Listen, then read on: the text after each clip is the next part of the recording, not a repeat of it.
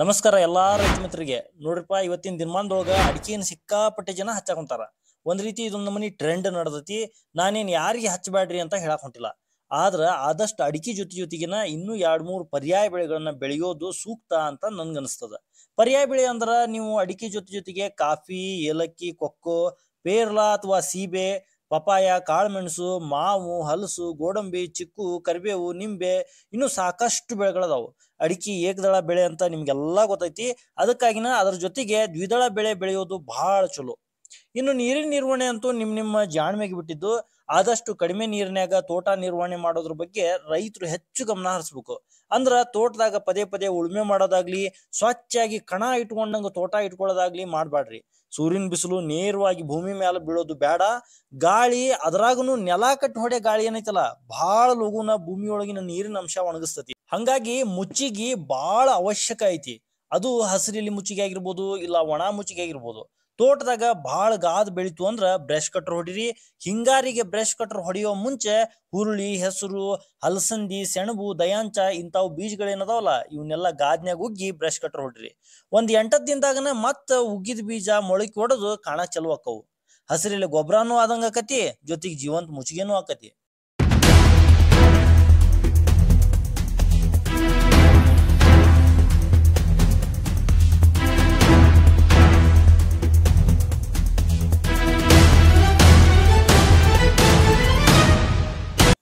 ತೇವಾಂಶ ಯಾವಾಗ್ಲೂ ತೋಟದಾಗ ಮೇಂಟೈನ್ ಹಾಕಿರ್ತತಿ. ನೀರ್ ಐತಿ ಅಂತಂದು ಸಿಕ್ಕಾಪಟ್ಟೆ ಸಾಕಷ್ಟು ಹಂಗ ಹರ್ಸಕ್ ಹೋಗ್ಬೇಡ್ರಿ. ಎಷ್ಟ್ ಅವಶ್ಯಕ ಐತೋ ಅಷ್ಟ ಕೊಡ್ರಿ. ಇನ್ನು ಪಕ್ಕದ ಹೊಲದವ ತನ್ನ ಅಡಿಕೆ ತೋಟಕ್ಕ ಎಲ್ಲಾ ತರದ ರಾಸಾಯನಿಕ ಗೊಬ್ಬರ ಹಾಕಾಕತ್ತಾನ, ಯಾವ್ದ್ಯಾವ್ದೋ ಎಣ್ಣಿ ತಂದು ಹೊಡಿತಾನ. ಅಡಿಕೆ 4 ವರ್ಷಕ್ಕ ಫಲಕ್ ಬರಂಗಾಗೈತಿ. ಹಂಗ ಹಚೋಗ ಮಲ ಅಂತತಿ ತೋಟ. ಇವೆಲ್ಲಾ ಹವಾಬಾಜಿ ಬಿಡ್ರಿಯೋ. ಅವಂಗ ರೊಕ್ಕ ಎಲ್ಲಿಂದನ ಬರ್ತಿರ್ತಾವು, ಹೆಂಗಾರ ಖರ್ಚು ಮಾಡ್ತಿರ್ತಾನ. ಅವ ಮಾಡಾಕತ್ತಾನ ಅಂತಂದು ತಲಿ ಲಘೂನ ನುಣ್ಣಗಾಗೋದು ಅಂತೂ ಖರೇನೋ ನೋಡ್ರಿಪ್ಪ. ಅದಕ್ಕ ತೋಟಕ್ಕ ಜಾಸ್ತಿ ರೊಕ್ಕ ಖರ್ಚು ಮಾಡಕ್ ಹೋಗ್ಬೇಡ್ರಿ. ಜೀವಾಮೃತ, ಸಗಣಿ ಗೊಬ್ಬರ, ಗೋಕೃಪಾಮೃತ, ಹಸಿರೆಲೆ ಗೊಬ್ಬರ ಇಂಥವೆಲ್ಲ ಮಾಡಕ್ ಚಲೋ ಮಾಡ್ರಿ. ಜೀವಾಮೃತ, ಗೋಕೃಪಾಮೃತ ಇವೆಲ್ಲ ಮಾಡೋದು ಹೆಂಗಪ್ಪ ಅಂತ ನಿಮ್ಗೆ ಏನಾರ ಗೊತ್ತಿಲ್ಲ ಅಂತಂದ್ರ ಕೇಳ್ರಿ. ಅದ್ರ ಬಗ್ಗೆನೂ ಒಂದ್ಸತಿ ವಿಡಿಯೋ ಮಾಡೋಣಂತ. ಜೀವಾಮೃತ ಮಾಡಿ ಗಿಡಕ್ಕ ಹೊಯ್ರಿ, ಇಲ್ಲ ಹಾಯ್ಸೋ ನೀರಿನ ಗುಂಟ್ರ ಬಿಡ್ರಿ.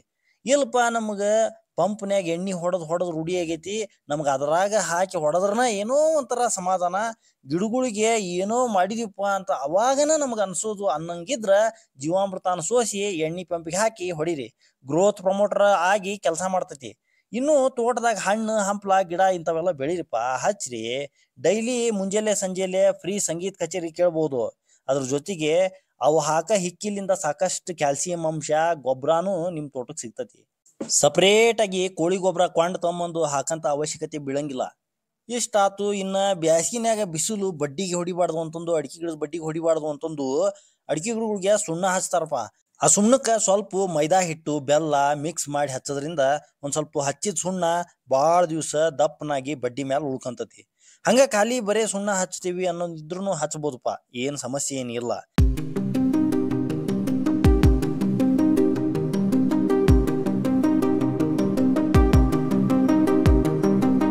ಇದೆಲ್ಲ ಬ್ಯಾಡಪ್ಪ ನಮಗ ಆಗಂಗಿಲ್ಲ ಅನ್ನಂತಾರು ಅಡಿಕೆ ಗಿಡ ಸಾಲ್ಗಳ ನಡುವ ನುಗ್ಗಿ, ಚೊಗಚಿ, ಸೆಣಬು, ಡಯಂಚ, ಕಾಪಿ ಇಂಥವೆಲ್ಲ ಹಚ್ಚಿದ್ರ ನಿಮ್ಮ ಅಡಿಕೆ ಗಿಡಗಳು ಬಡ್ಡಿಗೆ ಬಿಸಿಲು ಹೊಡೆಯಂಗಿಲ್ಲ. ಜೊತೆಗೆ 2 ಪೀಕು ಸಿಕ್ಕಂಗ ಆಕತಿ. ಹಸಿರೆಲೆ ಗೊಬ್ಬರನು ಆದಂಗ ಆಕತಿ, ಜೀವಂತ ಮುಚ್ಚಿಗೆನೂ ಆಕತಿ ನೋಡ್ರಿಪ್ಪ. ಅದಕ್ಕ ನಿಮ್ ಹೊಲ, ನಿಮ್ ತೋಟ ನೀವ್ ಹೆಂಗ್ ಬೆಳೆಸ್ಬೇಕು ಹಂಗ ಬೆಳೆಸ್ರಿ. ಇವ್ರು ನೋಡಿ ಅಷ್ಟ್ ಗೊಬ್ಬರ ಹಾಕ್ಯಾನವ, ನಾನು ಹಾಕ್ಬೇಕು, ಅಂತ ಎಣ್ಣಿ ಹೊಡೆದಾನ ತಗೊಂಬಂದು ನಾನು ಹೊಡಿಬೇಕು, ಇಂಥವೆಲ್ಲ ಬಿಡ್ರಿ. ಎಷ್ಟಂತ ಕಿಸೆದಾನ್ ರೊಕ್ಕ ಖರ್ಚು ಮಾಡಿ ಭೂಮಿಗೆ ವಿಷ ಹಾಕ್ತಿರಿ ಮರಾಯ. ನಮ್ ಭೂಮಿ ತಾಯಿ ಅಂತಲ್ಲಿ ಎಲ್ಲಾ ತರದ ಗೊಬ್ಬರನು ಐತಿ. ಸ್ವಲ್ಪ ತಿಳ್ಕೊಂಡು ಆ ತಾಯಿ ಮುಂದ ಎಡಿ ಮಾಡಿ ಇಟ್ರ ಹೊಟ್ಟಿ ತುಂಬಾ ಉಣ್ತಾಳ. ಪೈರಿನ ರೂಪದಾಗ ಯಥೇಚ್ಛವಾಗಿ ಫಸಲಿಗೆ ಜನ್ಮ ಕೊಡ್ತಾಳ. ತೋಟ ಮಾಡೋರು, ಮಾಡಾಕ್ ಕುಂತಿರೋರು ತಿಳ್ಕೊರಿಪ್ಪ. ಮತ್ ಸಿಗ್ತೇನಿ. ನಮಸ್ಕಾರ.